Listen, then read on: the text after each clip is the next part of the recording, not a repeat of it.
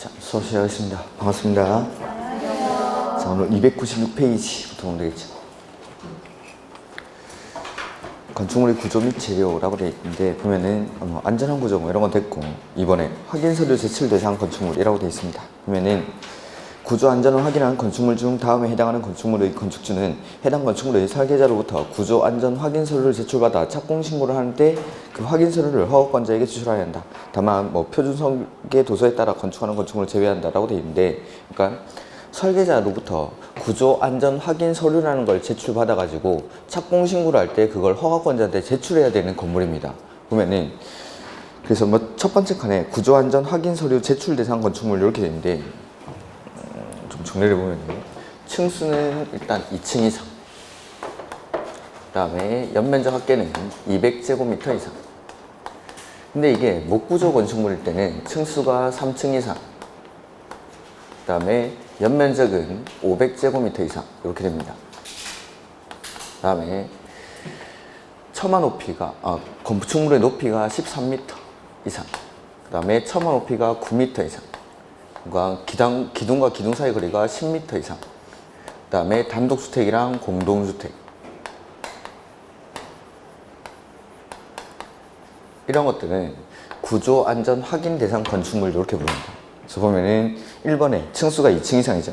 근데 가로 안에 보시면은 주요 구조부가 목구조 건축물인 경우에는 3층 이상 이렇게 돼 있고, 2번에 연면적이 200제곱미터 이상, 그 다음에 가로 안에 목구조 건축물은 500제곱미터 이상 돼 있고, 높이가 13m, 그 다음에 처마 높이가 9m, 기둥과 기둥 사이 거리가 10m, 그 다음에 맨 끝에 9번에 단독주택이랑 공동주택, 중간에 있는 거 보지 마시고 시험에 몇 번 나온 적이 있습니다. 예. 그래서 그 1번에 보면은 맨 위에 안전한 구조에서 건축물을 건축하거나 대수하는 경우 해당 건축물의 설계자는 구조 기준 등에 따라 그 구조 안전을 확인해야 한다라고 되어 있고, 그 설계자가 구조 안전을 확인하고 나서 그 구조 안전 확인 서류를 제출한다라는 거죠.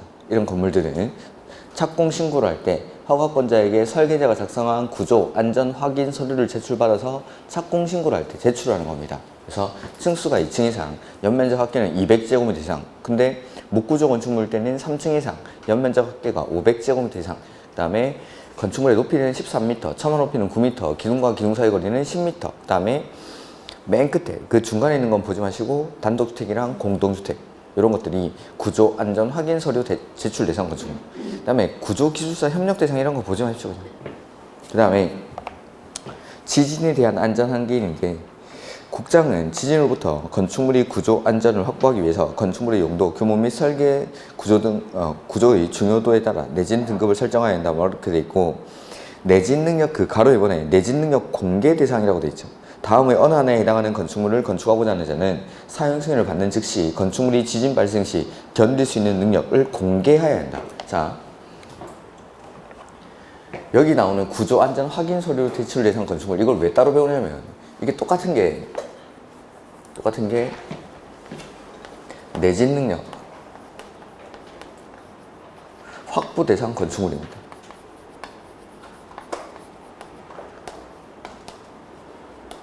그러니까 지금 보신 구조 안전 확인 대상 건축물이 그대로 내진 능력 확보 대상 건축물, 내진 능력 확보 대상 건축물. 이런 건물 지을 때는 내진 능력을 확보를 해야 된다라는 거죠. 그 다음에 방금 본 거, 그거는 뭐냐면 요 두 가지. 요 맨 위에 있는 두 가지, 요거는 내진 능력 공개 대상 건축물, 공개 대상 건축물.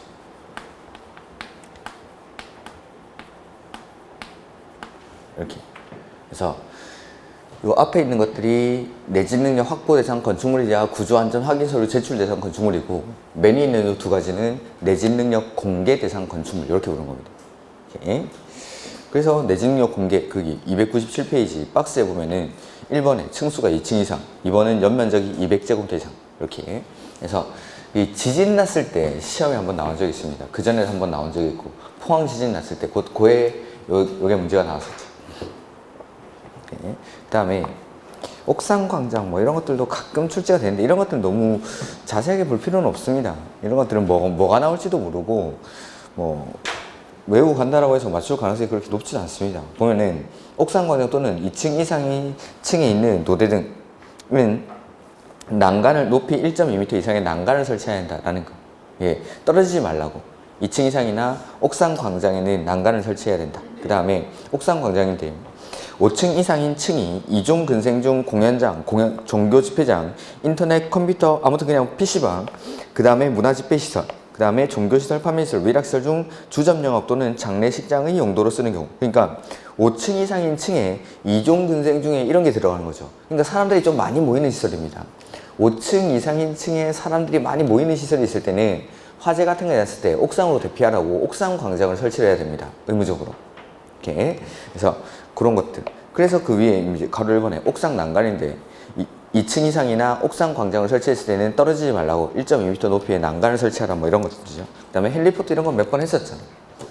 건축물의 층수가 11층 이상인 층으로서 11층 이상인 부분의 바닥 면적 합계가 1만 제곱미터 이상일 때, 이럴 때 지붕이 평지붕이면 건물에다가 헬리포트를 설치합니다. 근데 경사지붕일 때는 경사지붕 아래 대피 공간을 설치하는 거죠. 이 대피 공간이 바로 우리 용적률 산정할 때 연면적 제외되는 거 있죠? 경사지붕 아래 대피 공간. 이게 이겁니다. 11층 이상인 건축물로서 11층 이상인 부분의 바닥 면적 합계가 1만 제곱미터 이상일 때, 1만 제곱미터 이상일 때는 그 건축물의 지붕이 평지붕이면 헬리포트를 설치하고 경사지붕일 때는 요거 대피 공간. 이 대피 공간이 바로 그거 용적률 산정할 때 연면적에서 제외되는 그 경사지붕 아래 설치하는 대피 공간. 요걸 말합니다. 그 다음에 방화지관의 건축물 뭐 이런 건 됐고, 그 다음에 피난안전구역 저쪽에 299페이지에 그 표 중에 밑에서 세 번째 거 299페이지 맨 위에 있는 표에 그 위에서 두 번째 피난안전구역 나오죠? 그거 보면은 자 피난 초고층 건축물이나 준초고층 건축물에서 이 피난안전구역을 설치를 합니다. 보면은 초고층 건축물에는 피난층 또는 지상층으로 통하는 직통계단과 직접 연결되는 피난안전구역을 지상층으로부터 거기 30개 층마다 한 개소씩. 이게 기출문제였습니다. 가로넣기 30개 층마다 한 개소씩. 그 다음에 준초고층 건축물에는 피난층 또는 지상층으로 통하는 직통계단과 직접 연결되는 피난안전구역을 해당 건축물 전체 층수의 2분의 1에 해당하는 층으로부터 아래 위로 5개층 사이 한 개소씩 설치를 합니다. 이렇게. 그래서 1번은 시험에 가로넣기 문제로 나온 거고 2번은 아직 뭐 나온 적은 없습니다. 그 다음에 나머지 됐고 4번에 승강기 한번 보면은 자 승용 승강기를 의무적으로 설치를 해야 되는 건축물인데 6층 이상으로서 연면적이 2000제곱미터 이상인 건축물에는 승강기를 반드시 설치를 해야 됩니다. 다만 이 안을 일단 놔두시고 그 다음에 비상용 승강기 보면은 동그라미 1번에 자 승용 승강기가 설치되어 있는데도 높이가 31m를 초과하는 건축물, 여기는 승용 승강기 이외에 비상용 승강기를 하나 별도로 설치를 해야 된다라는 거죠. 그 다음에 뭐 설치 방법 이런 건 됐고, 그 다음에 층수 선정 방법, 층수가 이제는 그래서 승강기탑, 계단탑, 막루, 장식탑, 옥탑 그 밖에 이와 비슷한 건축물의 옥상 부분으로서 그 수평 투영 면적 합계가 해당 건축물 건축 면적의 8분의 1 이하, 근데 세대별 전용 면적이 85제곱미터 이하인 경우에는 6분의 1 이하. 그러니까 보면은 이렇게 건물이 있는데 여기서 요만큼 튀어나와 있는 부분, 승강기탑, 계단탑, 막루, 장식탑, 옥탑 이런 것들이 수평 투영 면적 합계가 해당 건축물 건축 면적의 8분의 1 이하입니다. 근데 세대별 주거 전용 면적이 85제곱미터 이하인 것들은 6분의 1 이하일 때, 이럴 때 층수에서는 산입하지 않습니다. 층수에서 제외해버립니다. 아예. 그 다음에 지하층 역시 층수에서 산입하지 않죠. 그래서 승강기탑, 계단탑, 막루, 장식탑, 옥탑 이런 것들이 수평 투영 면적 합계가 해당 건축물 건축 면적의 8분의 1 이하일 때, 근데 세대별 전용 면적이 85제곱미터 이하인 것들은 6분의 1 이하일 때는 층수에서는 아예 빼버리겠다라는 겁니다. 근데 거기 높이 산정에서 가로 5번 볼까요? 가로 5번이었는데? 가로 5번에 건축물의 옥상에 설치되는 승강기탑, 계단탑, 막루, 장식탑, 옥탑 등으로서 그 수평투영면적 합계가 해당 건축물 건축 면적의 8분의 1 이하, 가로 안에 보면 6분의 1 이하일 때에는 그 부분의 높이가 12m를 넘는 경우에는 넘는 부분만 해당 건축물 높이에 산입한다. 요건은 똑같죠? 자, 층수를 산정할 때는 아예 빼버립니다. 근데 높이를 산정할 때는 이 부분, 요 튀어나와 있는 이 부분의 높이가 12m를 넘어가면 그 넘는 부분만 높이에 산입을 하겠다라는 겁니다. 자, 여기서부터 여기까지 건축물의 높이는 지표면부터 건축물의 상단까지의 높이로 합니다. 그러니까 상단이 옥상 바닥인데 여기서 여기까지가 이제 50m라고 해보죠. 그러면은 50m에다가 더하기, 자, 여기가 이제 8분의 1 이하, 6분의 1 이하라고 가정을 하고 요 높이가 15m라고 해보죠. 그러면 이 높이에다가 얼마를 더해줘야 되죠? 3m. 12m를 넘는 부분이 있으면 넘는 부분만 높이에 산입을 하니까. 그럼 만약 여기가 10m입니다. 그럼 어떻게 하죠? 산입을 하면 안 되죠. 12m를 넘는 부분이 없으니까 높이에 산입을 하면 안 되고 그냥 겉분 높이는 50m. 이렇게. 그래서 12m를 넘는 부분이 있다라면 그 넘는 부분만 높이에 산입을 하겠다라는 겁니다. 요건은 똑같이 층수 산정할 때는 똑같이 8분의 1 이하, 6분의 1 이하일 때 건축 면적의 8분의 1 이하, 6분의 1 이하일 때는 층수에서는 아예 제외하고 그 다음에 높이를 산정할 때는 12m를 넘는 부분이 있으면 그 넘는 부분만 높이에 산입을 하겠다라는 겁니다. 이렇게. 그 다음에 위로 한번 올라가 보죠. 맨 위에. 자, 지하층은 층수에 산입하지 않는다라고 되어 있죠. 이렇게. 그 다음에 층수가 다를 경우 가장 많은 층수, 이게 이게 말을 너무 줄였는데 건축물의 부분에 따라 그 층수가 다를 때 여기서 보니까 3층이고 여기서 보니까 5층인 거죠. 이런 건물은 몇 층이죠? 가장 많은 층수. 그 다음에 층의 구분이 명확하지 않은 건물은 몇 미터마다?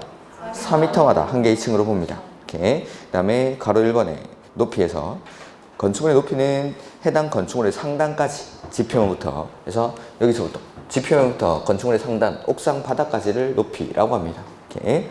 그 다음에 처마 높이, 반자 높이, 층고 이런 게 나오는데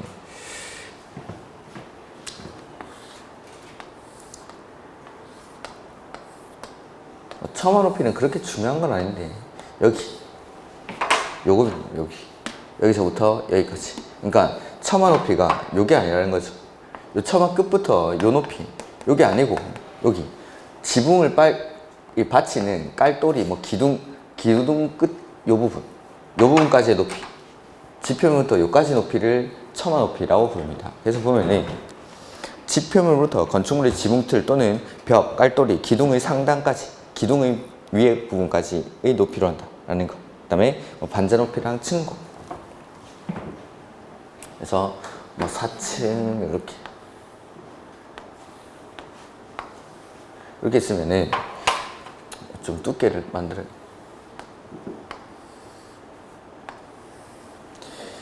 층고란 건 방의 바닥부터 위층 바닥 구조체 윗면까지 천장을 뚫고 올라가야 되죠. 천장 뚫고. 그 다음에 반자 높이는 방의 바닥부터 반자까지 위에 받치는 것까지 요거. 그래서 층고에는 방의 바닥 구조체 윗면부터 위층 바닥 구조체 윗면까지 윗 이렇게 위만 들어가야죠. 위 이렇게. 그 다음에 반자 뭐 천장까지 높이라고 있고 그 다음에 높이 제한이라는 게 나오죠. 자, 요건 좀 정리를 해야겠죠. 건축법에서 높이 제한은 크게는 두 가지가 있습니다. 가로구역 안에서의 높이 제한이 있고 1조 등의 확보를 위한 높이 제한 이렇게 구분을 하는데 자.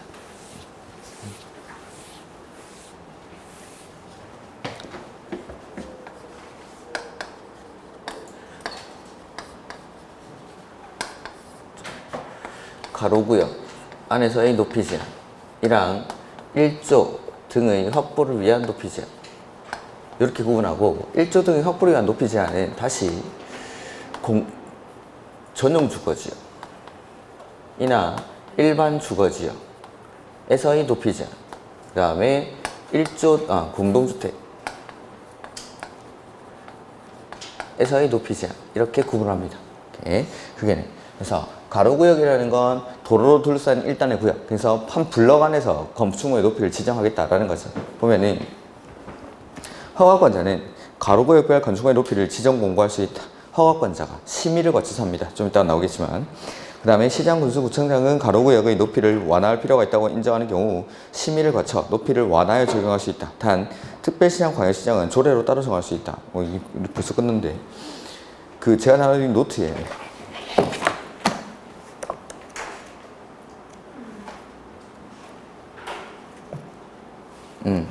한 44페이지 정도?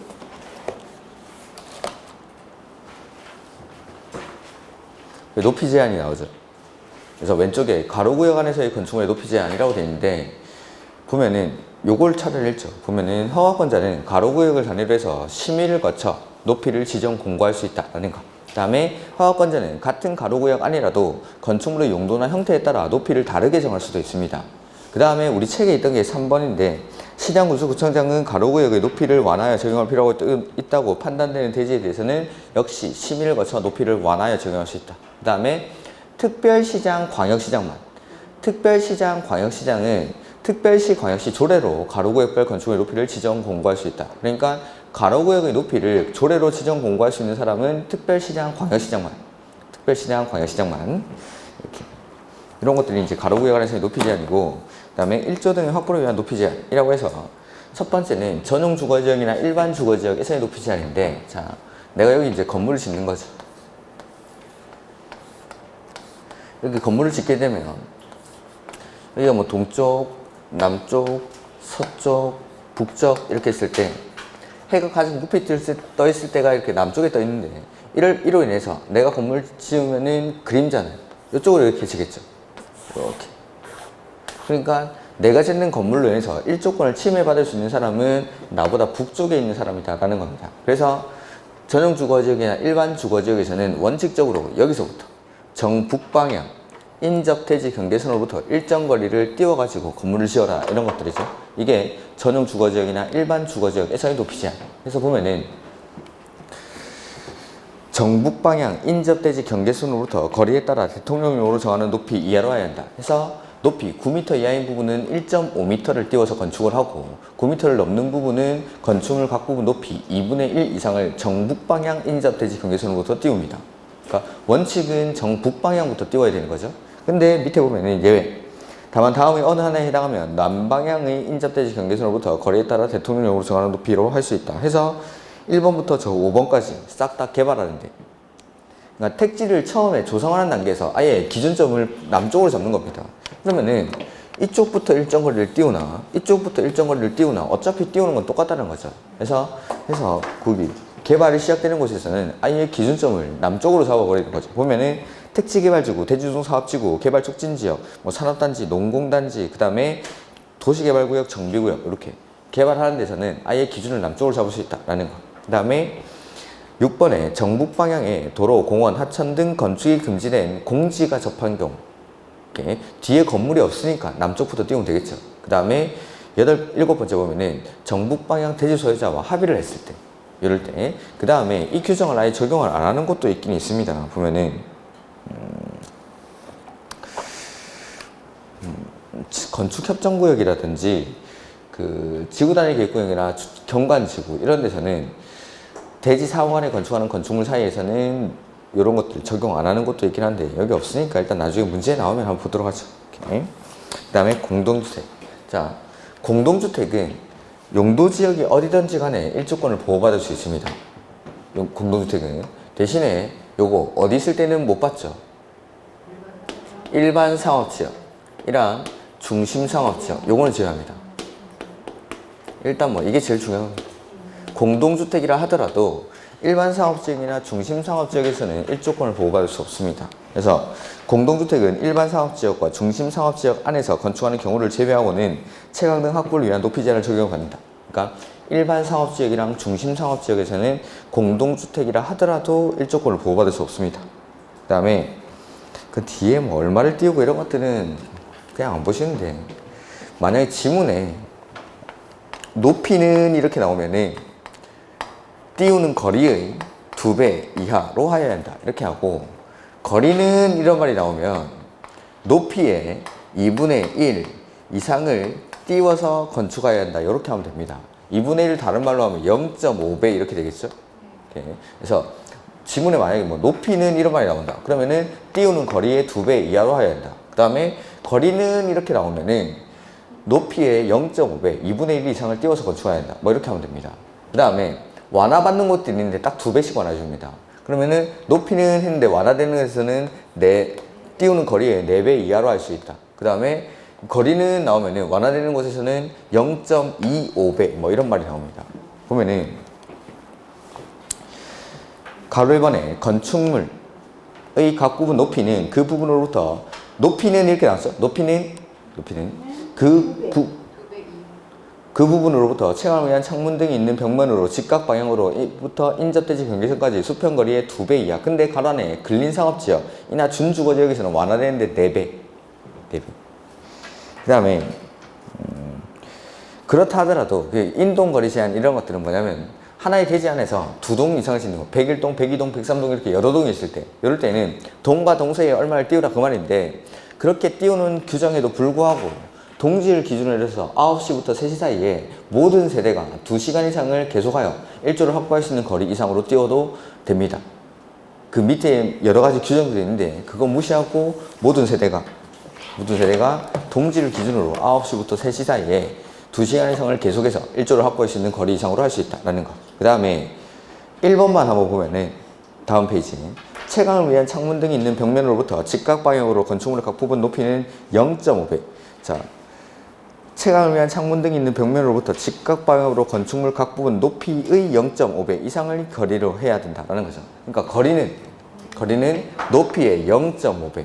근데 거기 보면은 도시형 생활주택은 완화가 되죠. 0.25배. 그러니까 동과 동 사이 거리를 도시형 생활주택일 때는 완화를 해주겠다라는 겁니다. 0.25배까지. 그런 나머지는 이제 보지 마시고. 그 다음에 가로 3번에 2층 이하로서 높이 8m 이하인 건축물. 2층 이하로서 높이 8m 이하인 건축물에는 일조 등의 확보를 위한 그 높이 제한 규정을 적용하지 아니할 수 있다라는 거. 오케이. 요거는 소형 건축물에 대한 특례입니다. 2층 이하로서 높이 8m 이하인 건축물에 대해서는 요거 적용하지 아니할 수 있다라는 거. 오케이. 그 다음에 뭐 공개공지가 여기 또 남아있는데,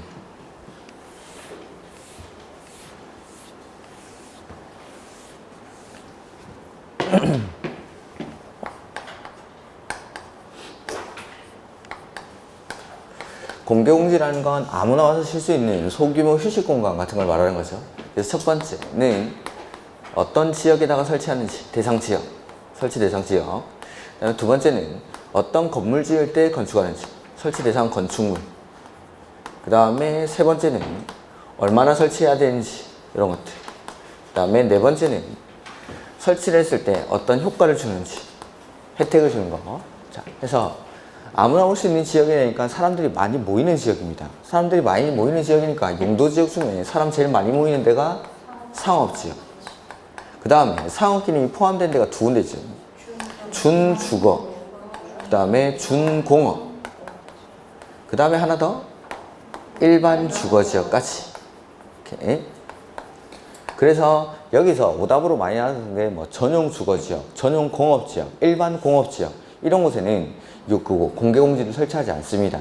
이렇게. 그 다음에 뭐 하나 더 있는 게 시장, 군수, 구청장이 도시화의 가능성이 크다고 인정하거나 노후산업단지의 정비가 필요하다고 지정하는 지역. 이렇게. 이런 지역에다가 공개공지를 설치를 해야 되고, 확보대상 건축물. 어떤 건물에 공개공지를 설치해야 되죠?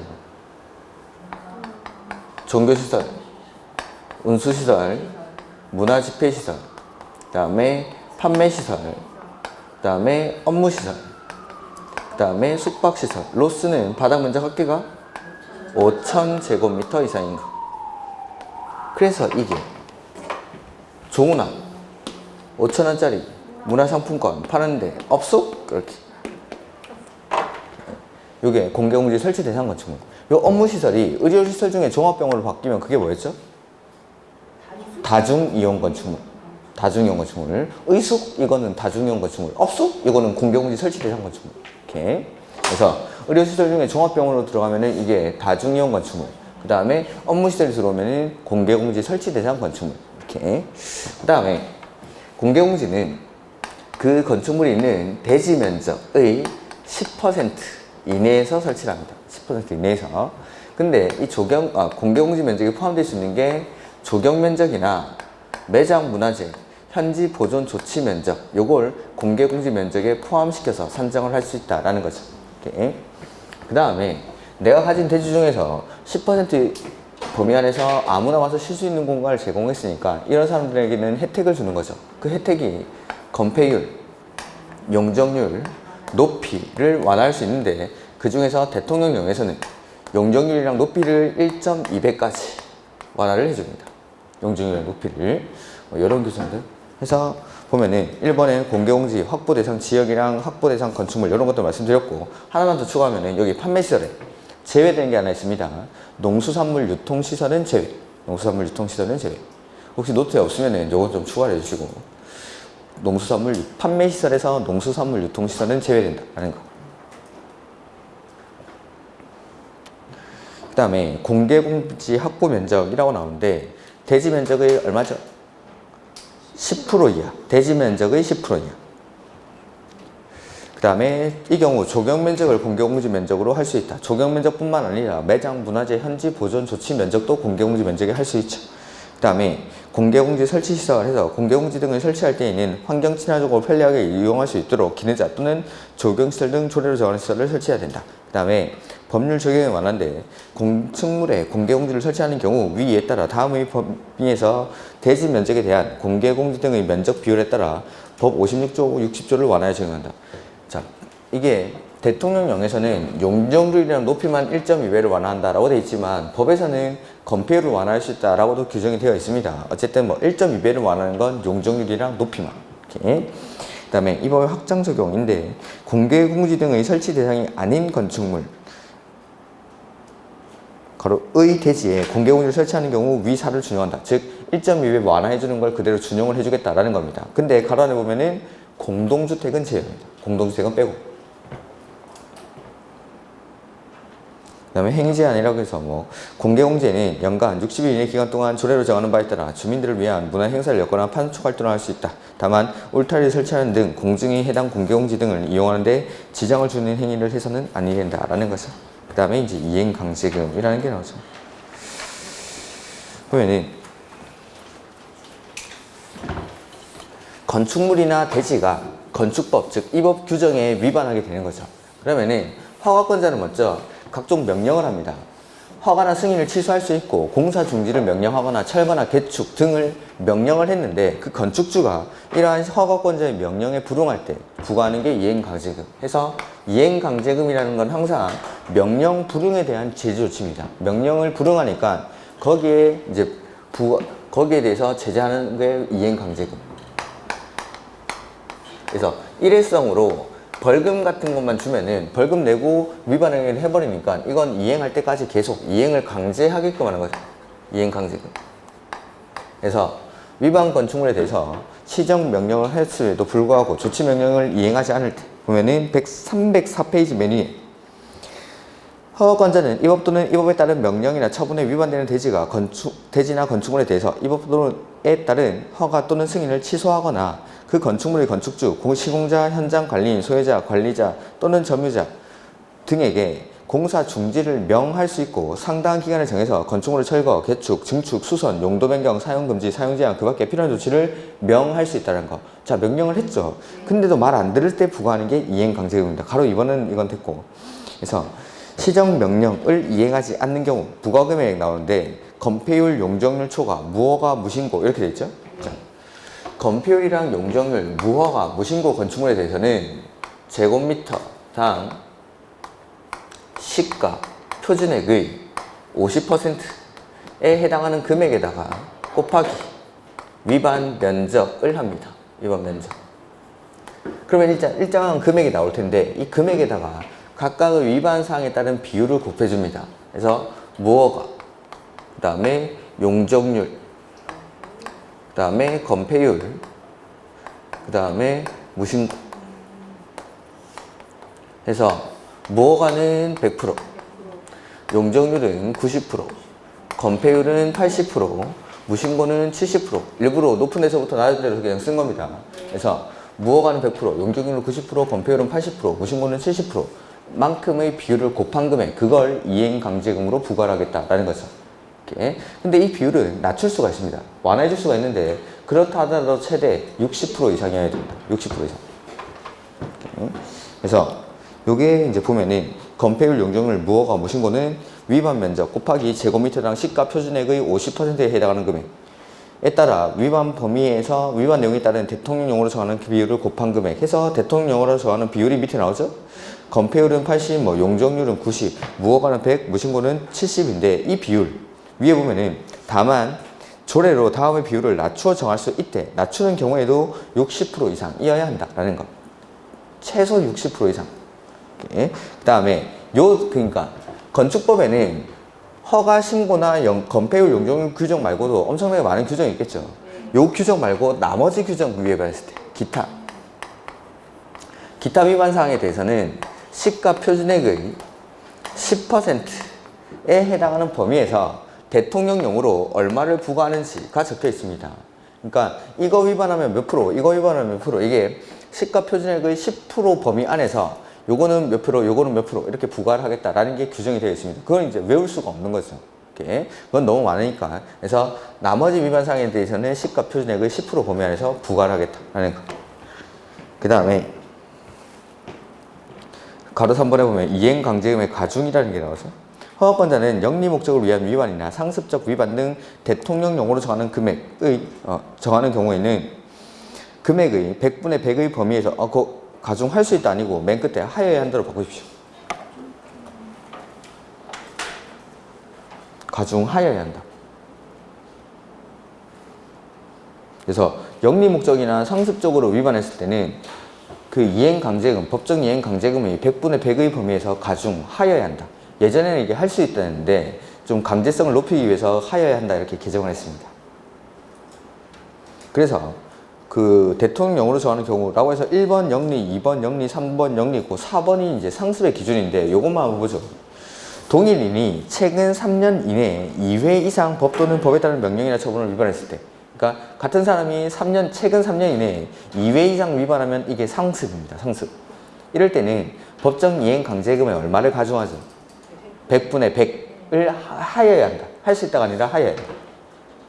그 다음에 절차인데 그 이행강제금을 부과할 때는 서면으로 미리 알려줘야 됩니다. 서면 계고, 그 다음에 의견 진술 기회를 10일 이상 주고, 그 다음에 부과를 하고 행정성 되는데, 그 다음에 일단 그 제 노트에 보면은 말을 너무 줄여놔가지고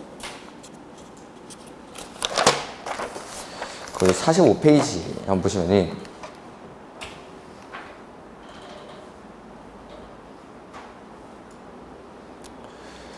맨 위에 위반 건축물에 대해서 시정명령을 받고 이행하지 아니한 건축주 등에게 부과를 하죠. 허가권자가. 그 다음에 사전에 알려줍니다. 그리고 이제 의견 진술 기회가 10일 이상 있다라는 거죠. 그 다음에 이제 문서로 부과를 해야 되고, 자, 건축법상 이행강제금은 1년에 몇 회 부과하죠? 2회. 이내의 범위에서 조례를 정한 횟수만큼 부과합니다. 언제까지? 이행할 때까지, 죽을 때까지 반복해서 계속 부과합니다. 이렇게. 그 다음에 뭐 위반 시 금액이 나오고 1번, 2번에, 그 다음에 3번 보면은 연면적이 60제곱미터 이하인 주거용 건축물. 자, 1번, 2번에서 이행강제금이 나오겠죠. 이렇게 나온 이행강제금을 연면적이 60제곱미터 이하인 주거용 건축물에 대해서는 2분의 1까지만 부과를 하겠다라는 겁니다. 2분의 1까지만. 연면적 60제곱미터 이하인 주거용 건축물은 법정 이행강제금의 2분의 1까지만 부과를 합니다. 그 다음에 그 밑에 보면 화살표 밑에 시정명령을 받은 자가 이제 이를 이행을 했죠.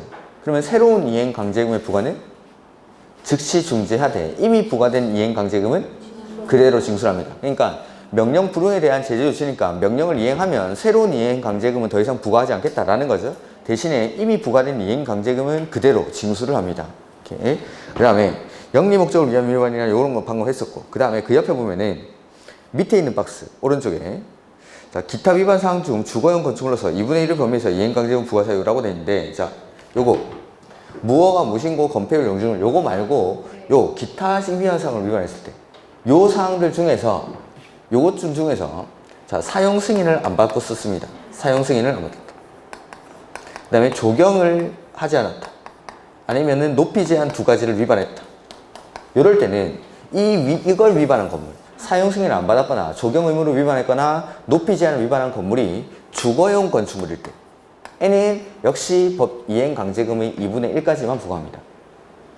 그러니까 자, 보면은 위에 있는 거 60제곱미터 이하의 주거용 건축물은 뭘 위반했던지 간에 무조건 2분의 1까지 법정 이행 강제금의 2분의 1까지만 부과하는 거고, 요것들 사용 승인을 안 받았거나 조경을 안 했거나 높이 제한을 위반했을 때 이걸 위반한 건물이 주거용이다 라고 하면은 요때는 2분의 1까지만 부과하겠다라는 겁니다. 요 네 가지 사항을 위반했을 때 그 건물이 주거용이면 그것도 2분의 1까지만 부과한다. 근데 위에 60제곱미터 이하의 주거용 건축물은 뭘 위반했던 건지 간에 무조건 2분의 1까지만.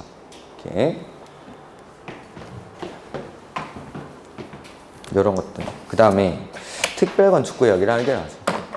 이런 것들은 예전에는 뭐 요약서에서 보지도 않았었는데 최근에 건축협정이 몇 번 나와가지고 일단 책으로 한번 읽어보죠. 특별건축구역 지정은 국장이나 시도의사가 합니다. 그러니까 국제행사 같은 걸 할 때 이 특별건축구역이라는 걸 지정을 합니다. 아니면은 좀 창의롭고 조화롭고 되게 멋진 건물 하나 만들어 보고 싶을 때, 이럴 때는 건축법의 일부 규정을 아예 적용을 안 해버립니다. 저쪽에 이름 또 까먹었네. 서울에 안 사니까 아파트 이름이 생각이 안 나는데, 저쪽 한강변에 평당 1억 처음 찍은 데가 있죠. 30평대에서 아리팍, 아크로 리버파크인가? 그게 특별건축구역을 지정해가지고 거기가 거의 대부분의 세대가 한강 조망이 나온다든가 그런 식으로 해서 그 PD수첩에 거의 조합장이 한번 나왔었죠. 조합장이 나와가지고 거기 뭐 내가 이렇게 해가지고 뭐 우리 사업이 잘 됐다 이러면서 막 그 재건축의 신인가 하면서 나오던데 PD수첩에.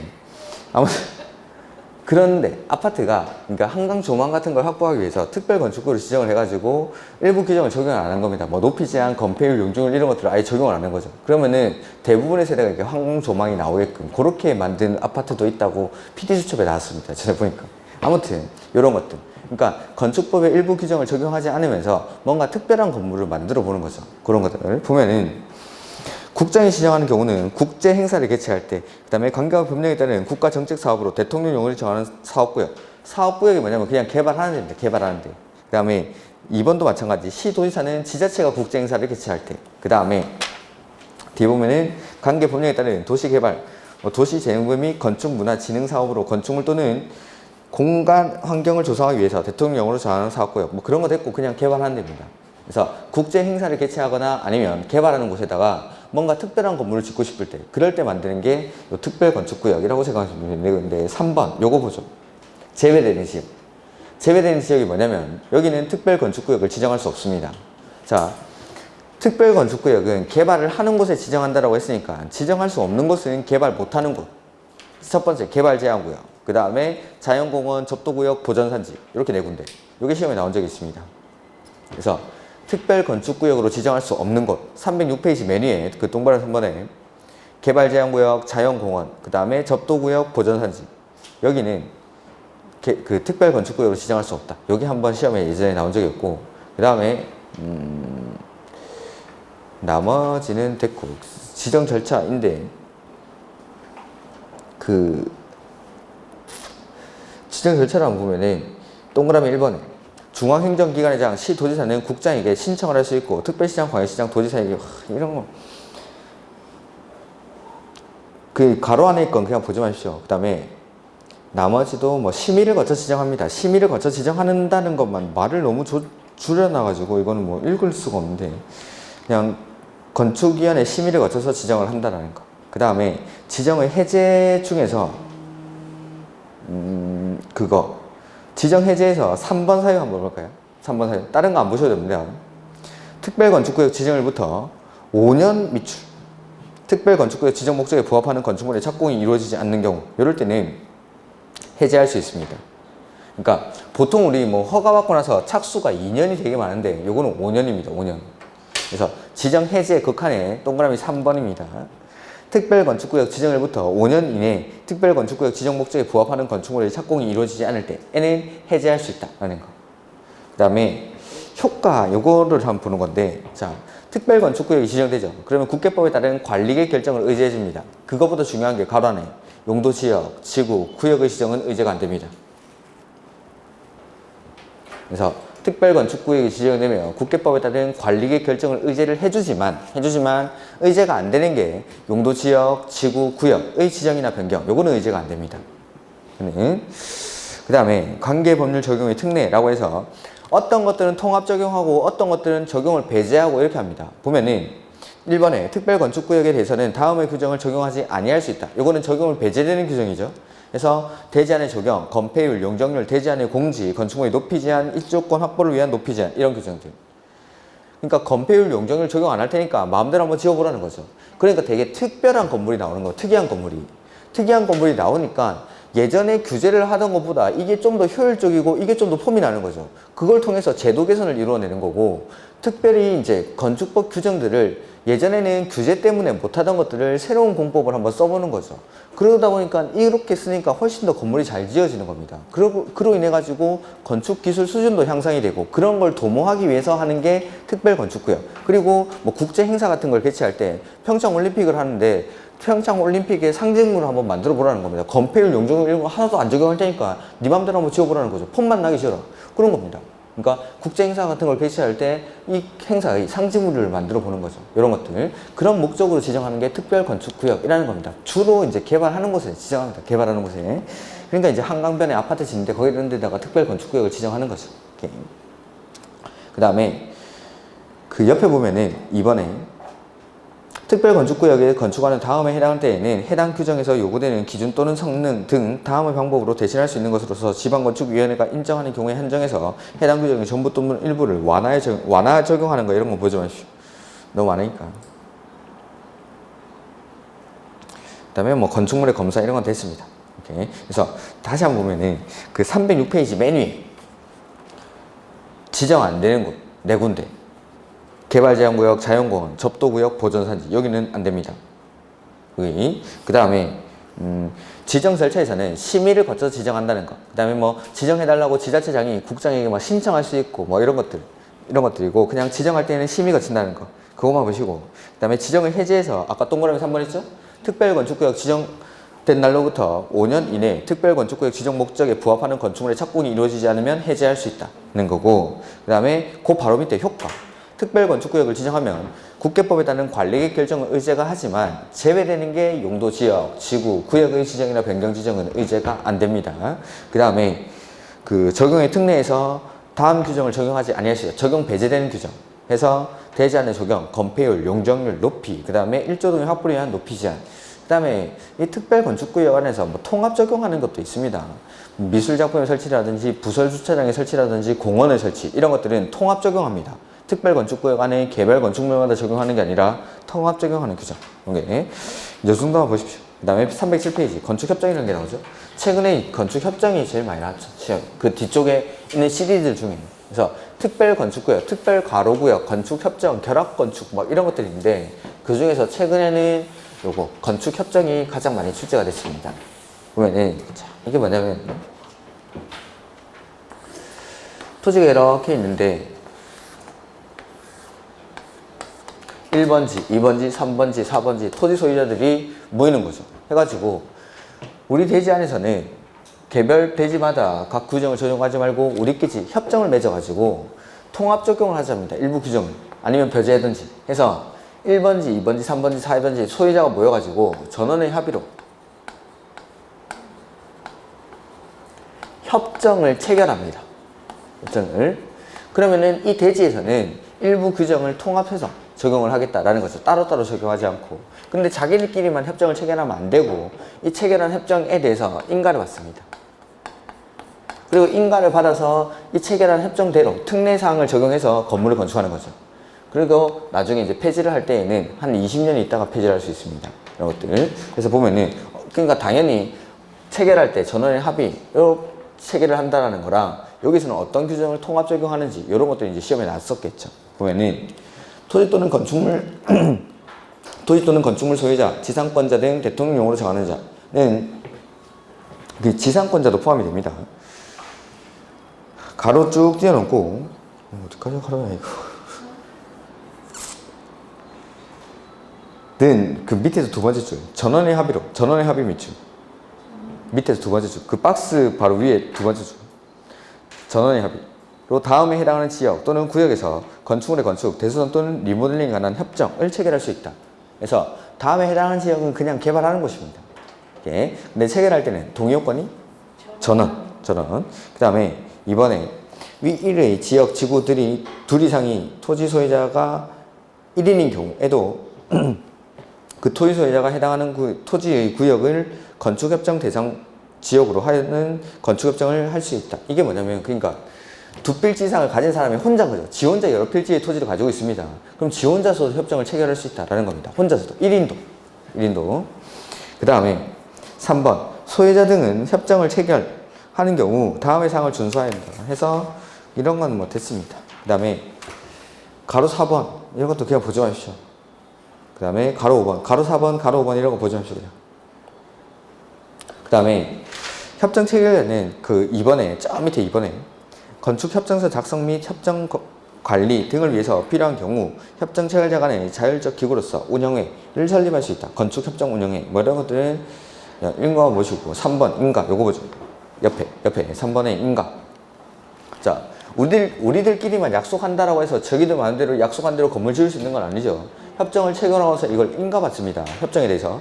그래서 협정 체결자 또는 건축협정 운영회 대표자는 협정서를 작성해서 국토교통부 요건으로 정하는 바에 따라 해당 건축협정 인가권자의 인가를 받아야 된다. 이 경우 인가 신청을 받은 협정 인가권자는 인가를 하기 전에 협정 인가권자가 두는 건축위원회 심의를 거쳐서 인가를 한다라는 거죠. 그 다음에 협정 체결 대상 토지가 둘 이상의 시, 군, 구에 걸치는 경우에는 협정 체결 대상 토지 면적의 과반이 속하는 인가권자에게 인가 신청을 할 수 있습니다.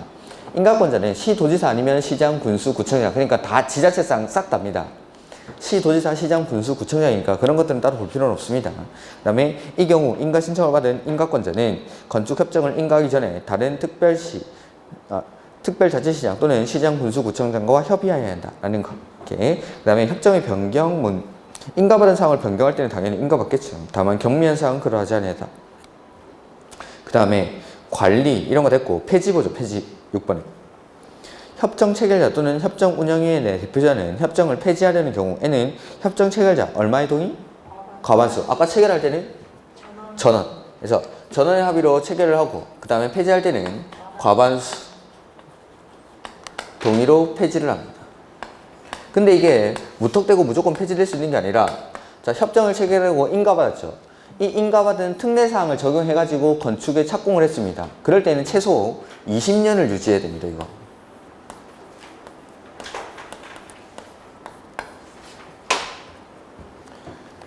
여러 가지 규정들을 통합 적용해가지고 건물을 지었는데 폐지를 해버리면 그 건물들 다 허물어야 됩니다.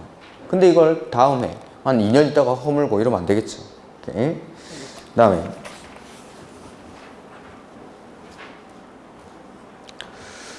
7번에 보면 협정이 체결된 지역 또는 구역에서 건축물을 건축, 대수선 또는 리모델링 하거나 그 밖에 대통령령으로 정하는 행위를 하는 데는 변경 인가된 협정에 따라서 해야 되고 가로 2번에 협정이 공고된 후 건축협정구역에 있는 토지나 건축물 등 관한 권리를 협정 체결자인 소유자 등으로부터 이전받거나 설정받은 자는 협정 체결자로서의 지위를 그대로 승계를 하게 됩니다.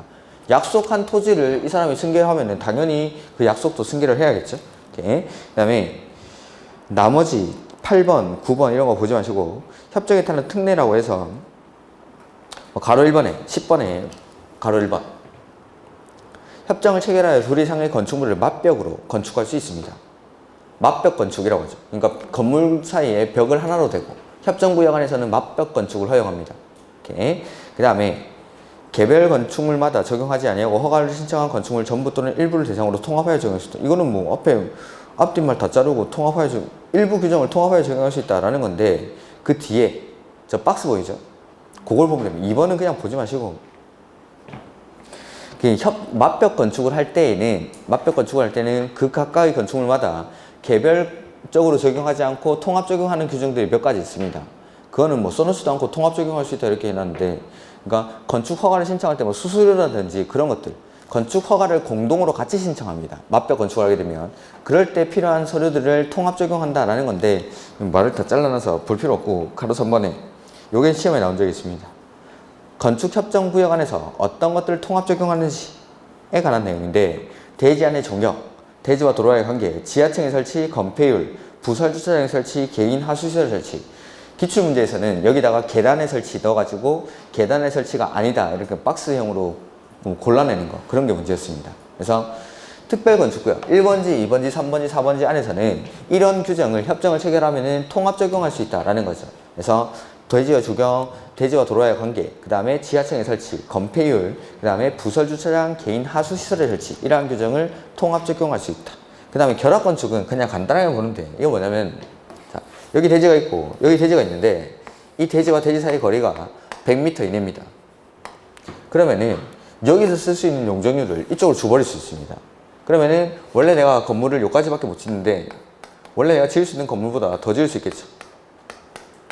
이렇게 더 위에 갖다 붙이는 겁니다. 여기서 쓸 수 있는 용적률. 이것도 결합건축이라고 하는데 결합건축은 체결할 때에 대해서는 뭐 없고 폐지할 때는 전원을 동일해야 됩니다. 전원을 동일해. 그 어디 나오지? 뒤쪽에 아마 나올 텐데.